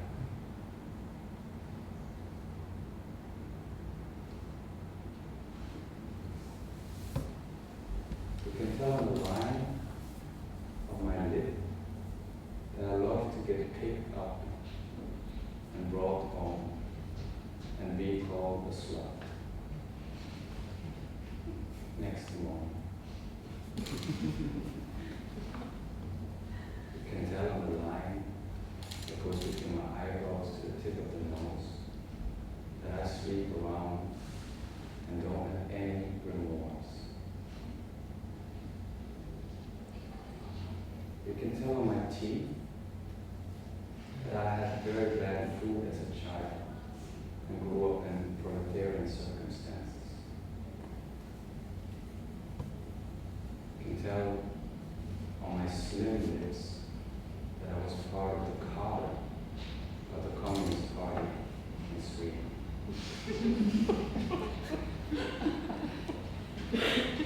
You can tell on my lips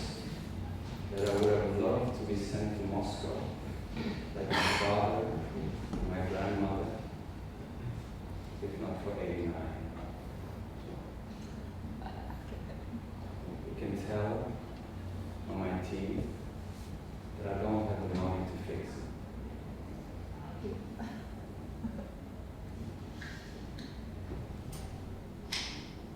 You can tell on the shape of the holes of my nose that there have been times where I was really rich. You can tell on the shape of the holes in my nose that I've been driving a Jaguar at the age of 17. You can tell on the shape of the hole of my nose that I had a lover living in the south of France, and we were driving in the Jaguar along the winding roads.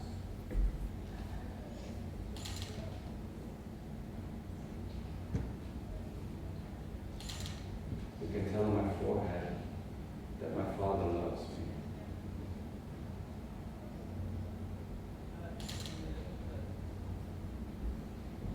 You can tell on my sideburns that my mother is still giving me money nowadays.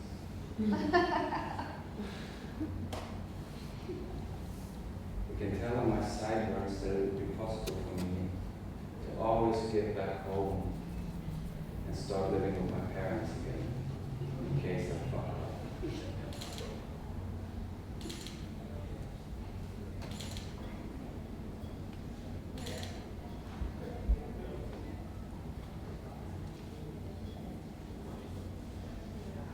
You can tell on the line between my eyebrows and my chin that I have an age crisis right now. You can tell on the line that goes from my eyebrows to my chin that all I ever wanted to be is a young genius. That now it's too late.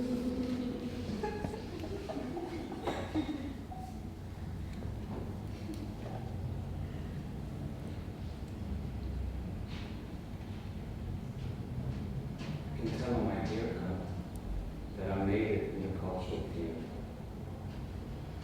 You can tell on my haircut that I will go very far in the cultural field. You can tell on the line of my jaw that I would like, or that I would enjoy so much to be seen as a non-corrupted artist. You can tell on the line of my jaw that I would like to be seen as the most radical artist of Scandinavia and the German-speaking countries.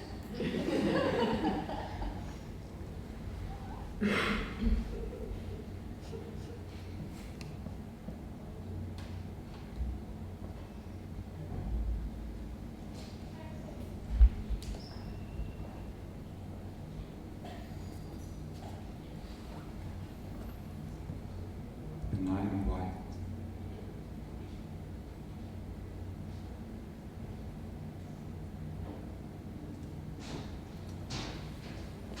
All right. How does it feel? Huh? How do you feel? Now I lost it, of course. Yeah, me too. Because of stress and stage pressure, now there's no connection anymore. We have to kind of get back. There is no milk. I think actually it's the milk that gets me going normally. Okay. But now I'm missing this day. It's And gonna be fine. we didn't have more. It's nobody's mistake. It was, or we just forgot it. But the thing is, like, of course, you have to know that we also have chemicals. Like now we go with the more biological version, like ekologisk, Yes. coffee and cigarettes. But in case that It's gonna happen. It's Or gonna that we can happen. promise you that it's we gonna promise happen. we have kind of something exit. to help. Like Yes. if it takes too long now, then there But is this something. usually works. Like coffee, they say, not you. Or we mold 90% of the shows we also take something.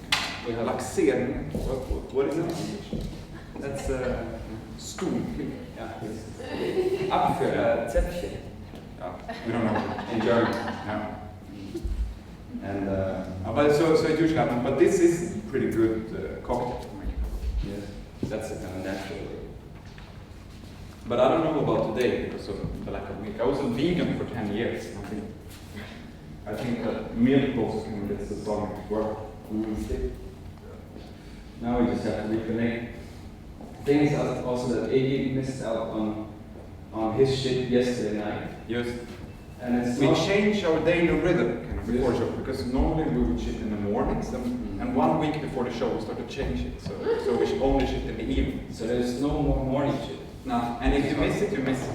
There's no getting wrong. And there is no accumulation also. You know, one would think that like you 1 minute, 1 week before the show, you just start to save kind of. That doesn't work. No, that's so interesting. It's always the same kind of amount, even though it has been 4 days. It's always the same. Or if you shit in the morning. And one can say that it's even more dangerous not to shit. You see, because then you break the cycle. I have chosen you to come inside of me because you make me look good. But I'm still not sure if the arguments are there. No, I think so. You think they're ready? Yeah, but now I think it's more because of boredom. Get it over. No. Like if that mister would hold a lecture now again, then it would be the same thing. Which as is this? the third, or the, which I think is the critic. Like No, it would I be the same information that is in the space right now. It can be said with words, but it can also be said with time, duration. It's so fine. Oh, but then it's fine. Then we should hit it, right? But I'm not there yet. no, But there is something going on, but that could be something else. I'm also not relaxed enough.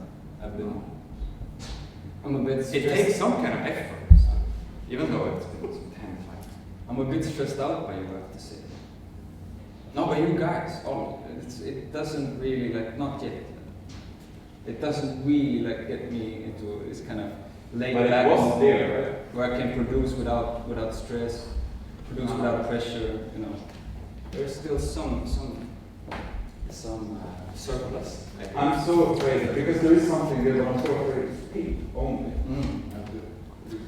But one has to say, you have to know that, like, also if it would be, because it's a symbolic action, like, if it would only be a shrimp coming up, it's fine.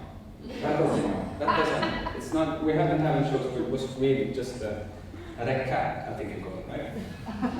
And that's fine, because it's a symbolic action, so even if it's only liquid coming up, it's fine.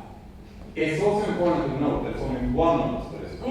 That's a very common misunderstanding. Yeah. We didn't make it because it was only Igor or it was only Jews. That's not the case. One is not where then the action comes into the archive on the space. So. Yes. So only one of us is going to make it. It's a bit like, you see, in Papua New Guinea, there is this idea or this ritual that when a woman is pregnant, then the moment she gives birth, the guy, the father of the kid, he will lie in a bed next to her, and he will scream even more than her. So the moment she gives birth, he can claim that to be his child. So that's the same way with our shitting. Like it's an interpassive shit. It's only one of us, and it's fine for us. And in that sense, it's also, of course, you shifting as well. That's the most important. That's how a Chekhov works, isn't it? Like It's standing. somebody does something for you and it brings up the emotions It's in solved you. in the end. That's how it works. It kind of works in the Nah, I would need chemicals. I have to say. It does. What about you? No, I don't know what it is. I could take some chemicals, but then I have to go. I know. It's somehow different because Yeah, it's we have these chemicals, we a try bit them out unfair. different. And this guy, it takes him 15 minutes for him. For me, it only takes 5. Really, to get them going. It says between 5 and 20 minutes. So that means for Iggy, there will be all the fame, and he will do it. And White let it is the on the color toilet afterwards. I don't mind. But it's still White is the color of pure thought. White is the color of intellect, purpose, and consciousness.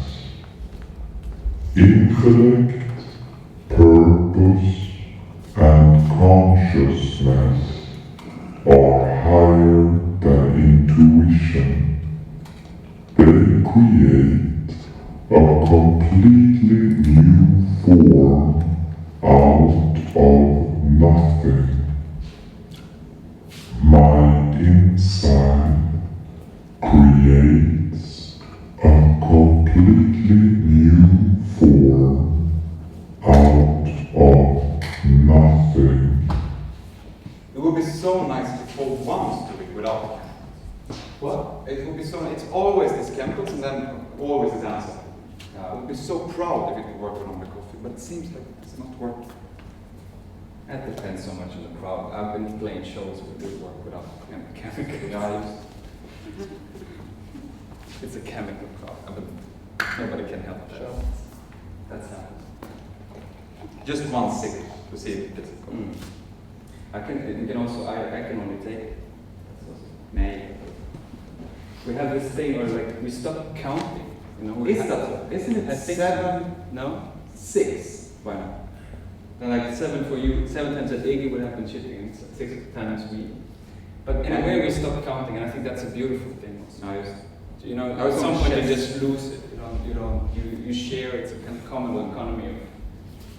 You don't say, oh, now it was your turn. Now I have to give it to you. Like don't believe in this kind of materials. no. Where it comes off. Oh, let's take it.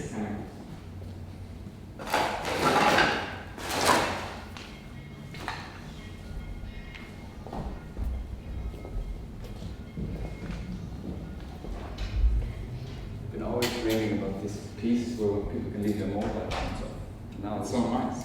Huh? the mobile phones on. Now this dream is being materialized. It's so contemporary to I think allow so. people to have their cell phones. And We're all busy grown-ups, people, and we know that you need to log into Facebook and to get phone calls and so on.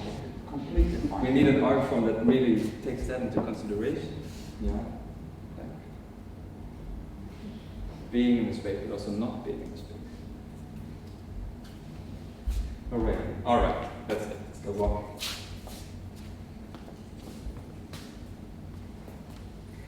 Maybe it's important to say, sorry, because now we're going to maybe moan or something, like because we put that up our anus. But it's a piece about shit. It's not a piece about the anal. You see? It's a The big- only reason why the anal is involved in this is because that's the only chemical that It's works. That's the only quick We've one. been trying all the other kinds. Otherwise, we would go to oral because we don't like that connection, the cultural connection between shit and the anus. We don't like that. We fight this. We tried out some herbs and stuff, but that didn't work. So No, perhaps it's 72 hours. And even more. It can be 20. Like take it before you go to bed and then every morning for a long show. Like this. Wait.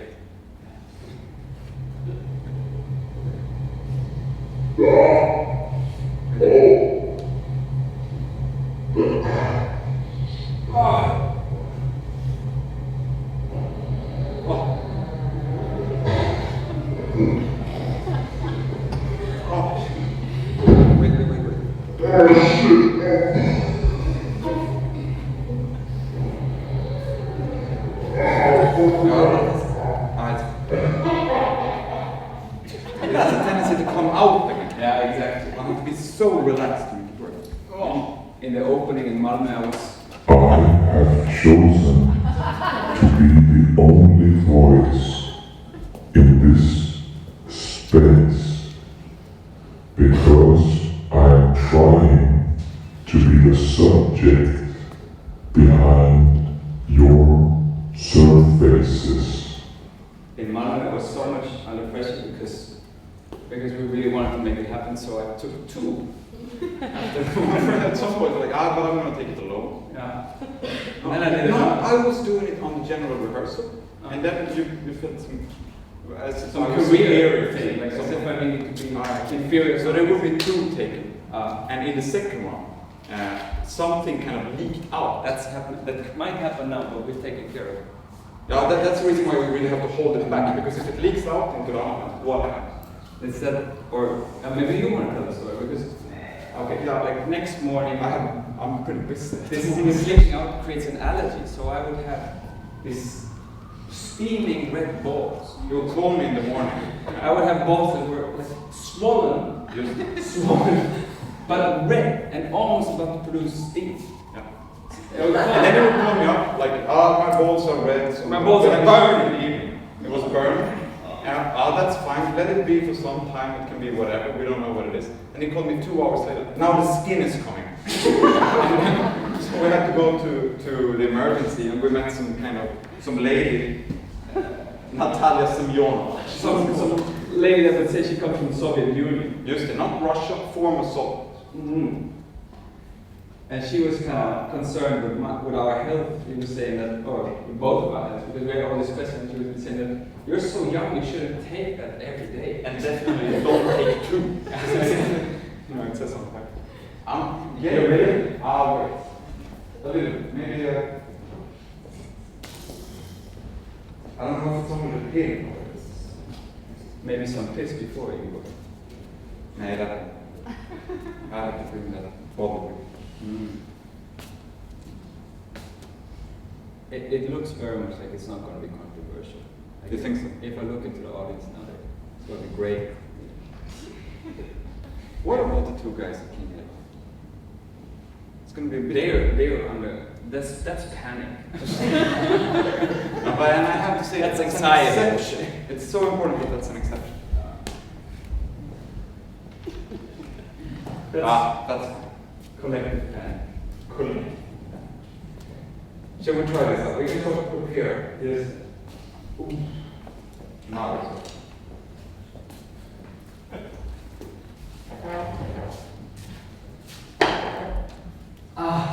in Malmö, when we were rehearsing, there was a friend coming that was very interested in our dicks. A middle-aged guy. Yeah, French guy. And he came all the way from France to hang out. Oh my God, there's more spectaculation coming. You only come for the circus. Come on. That's the circus part. One thing is for sure.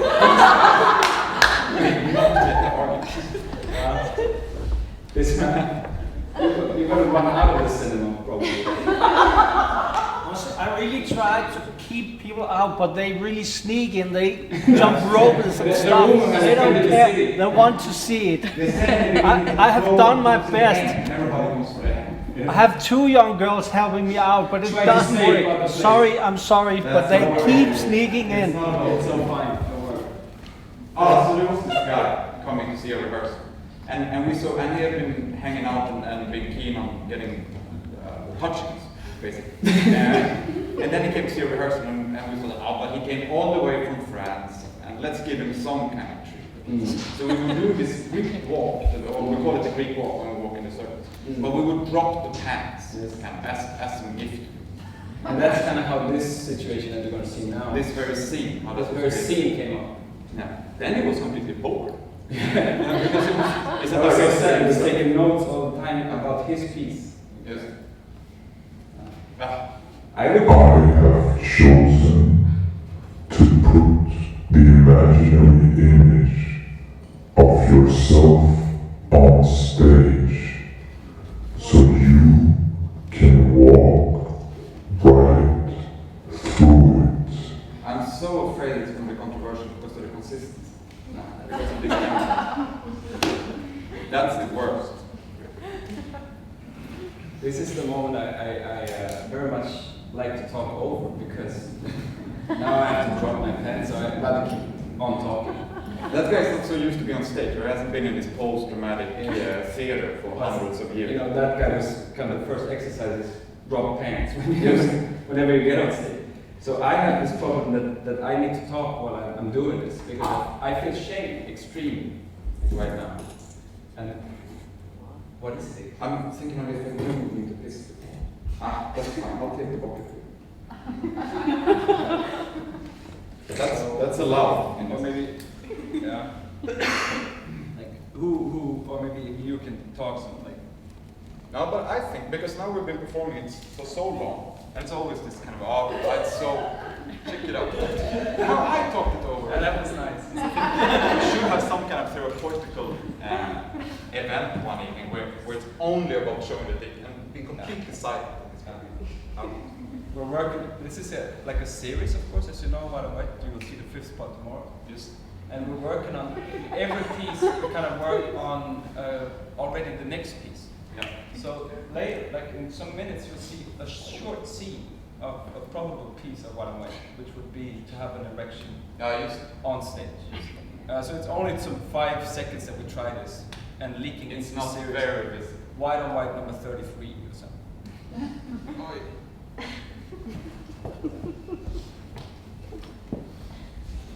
Do I leave my socks off? No, you have to put them on. Yeah. Well, our dramaturg said it's so funny when you have the socks on. First, we will always do it barefoot. I came all the way from It only works when you put the socks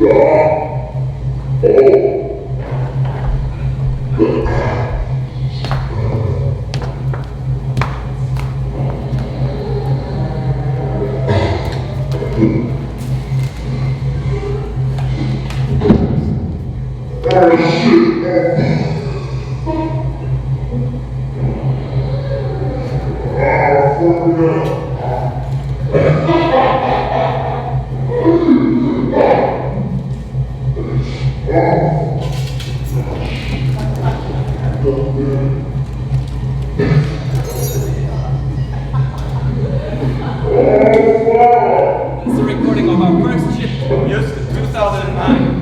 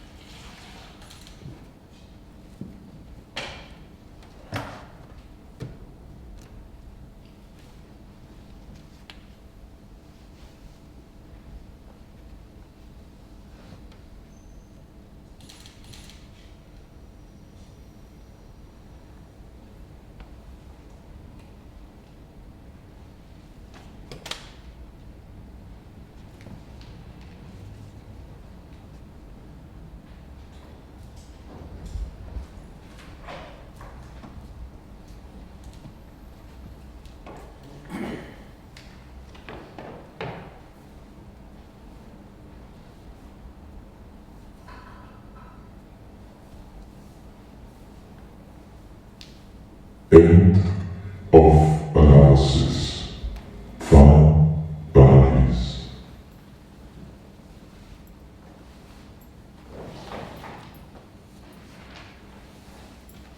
In Analysis, Terminable and Interminable, Freud discusses the question of whether it is ever possible to conclude an analysis or whether all analyses are necessarily incomplete.